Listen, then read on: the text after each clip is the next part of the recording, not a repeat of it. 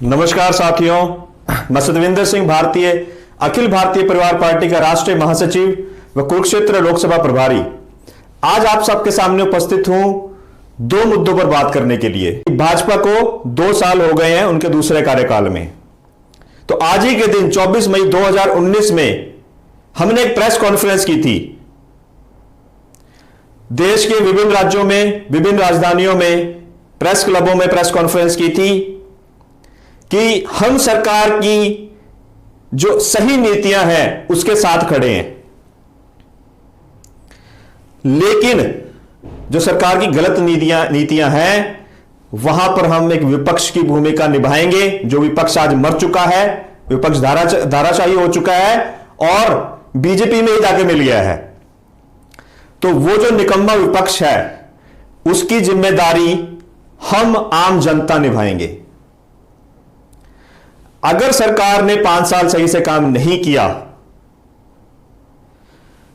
तो उसकी समीक्षा करेंगे, सरकार को बार बार चेताएंगे, जो हम कर भी रहे हैं, अपना दायित्व निभा रहे हैं, और इस देश को एक राजनीतिक क्रांति देंगे। 2024 में चुनाव लड़ेंगे जिसमें आम लोग चुनाव लड़ेंगे।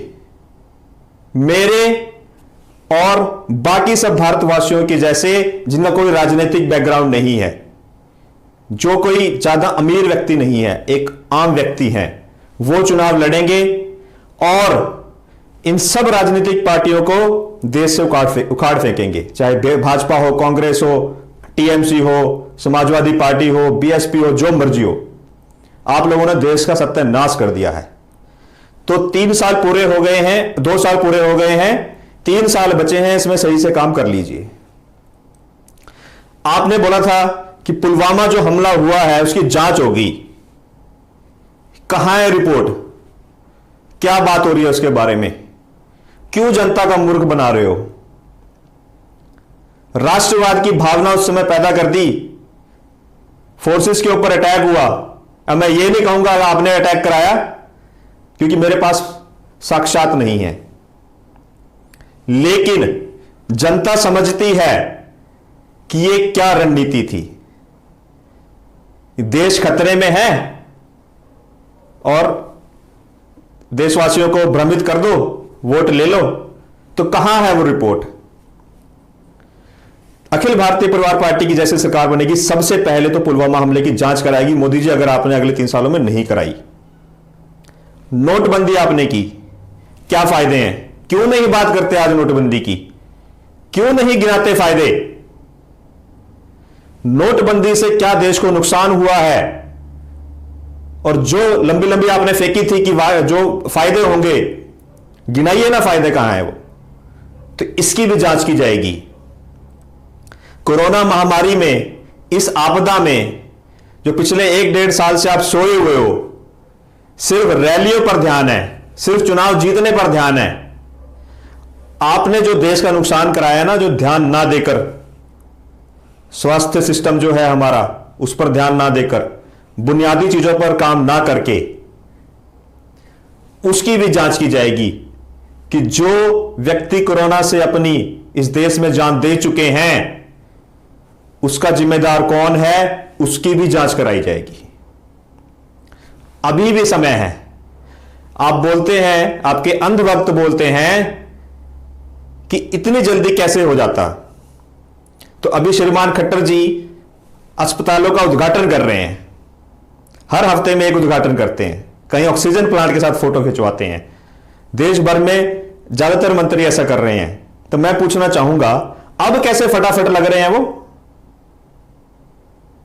जब व्यक्ति वहां खड़ा हो जाता है ना कि लगाओ, तो सारे काम होते हैं।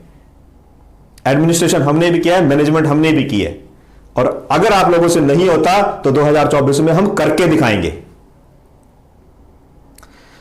अगली बात, आप जनता से पैसे मांग रहे हो पीएम केयर फंड के लिए, कोरोना मैनेजमेंट के लिए। शर्म नहीं आती आपको?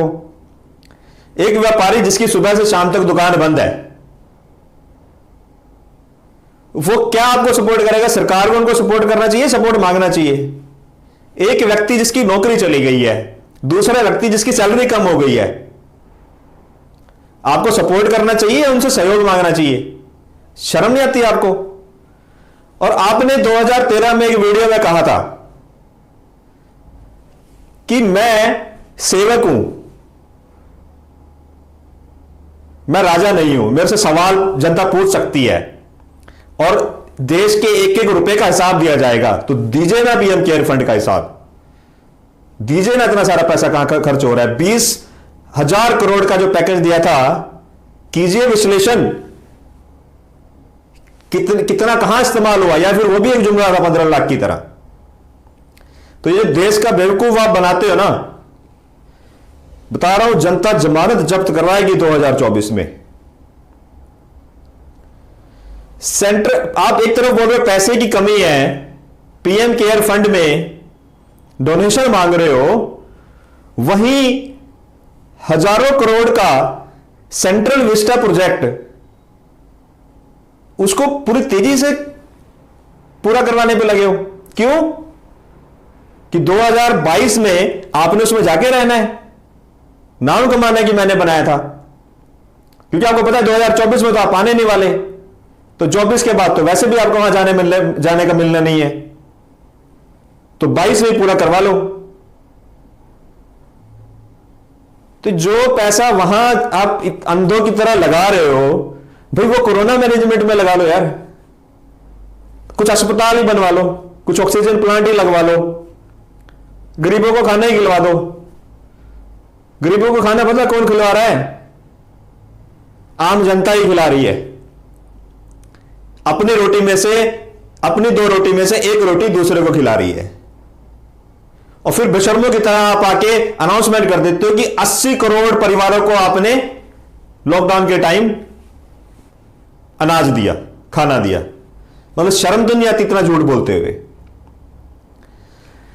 तो मैं एक ही बात कहना चाहूंगा, सरकार से हाथ जोड़कर विनती है, इस देश का और सत्यानाश ना करें। विपक्षी दलों से कि अपनी जिम्मेदारी निभाइए, सरकार से सही सवाल कीजिए, सिर्फ अपने राजनीतिक फायदे के लिए नहीं, देश की जनता के लिए। और हमारी जनता से, हमारे देशवासियों से भी हाथ जोड़कर विनती है कि अपनी थोड़ी सी आंखें खोलिए। कांग्रेस से मुक्त होने के लिए आपने भाजपा को चुना,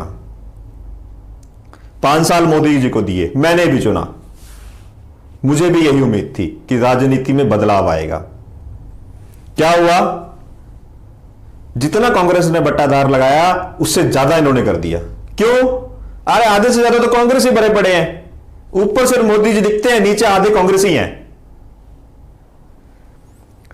और फिर से चुनाव हुए, फिर से इन्हीं को सर पर बिठा लिया।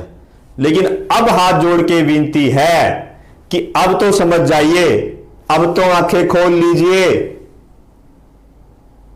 अब तो अंधभक्ति छोड़ दीजिए, अब तो समझ लीजिए, अब तो ऐसे लोगों को चुनिए जो आपके बीच से हों। और अगर आपको लगता है कि ऐसे व्यक्ति नहीं है तो आप ही आ जाइए, मुझे उम्मीद है कम से कम आप उनसे बढ़िया काम करोगे। अगर आप नहीं आ सकते तो कम से कम गलत के खिलाफ आवाज तो उठाइए।